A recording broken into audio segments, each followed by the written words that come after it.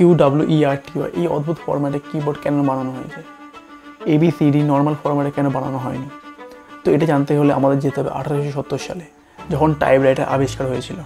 1870 সালে যখন টাইপরাইটারটা আবিষ্কার হলো, তখন মানুষ দ্রুত টাইপ করতে শুরু করলো এবং তার সাথে সাথে মেশিন যেগুলো ছিল তখন হ্যাং হয়ে পড়ছিল। আর এই সমস্যার সমাধানের জন্য ক্রিস্টোফার সোল এমন একটি পদ্ধতি আবিষ্কার করলেন এবং এমন পদ্ধতিতে কিবোর্ডের কিগুলোকে সাজালেন যাতে দুটো অক্ষর কোনোদিন পরপর না বসে। যেমন A এর পরে B থাকে না, X এর পরে Y থাকে না, M এর পরে N থাকে না। আর এতে সুবিধা কী হলো যে মানুষের টাইপিংয়ের স্পিড কমে গেল আর মেশিন হ্যাং হওয়ার সমস্যাও চলে গেল।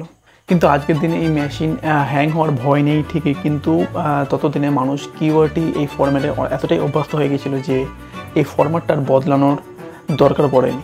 আসলে কিবোর্ডটি এমন একটি ফরম্যাট যেটা ভুল হলেও বদলানো যায় না, আর আমরা আজও সেই পুরোনো ভুলটা ফরম্যাটই টাইপ করে চলি।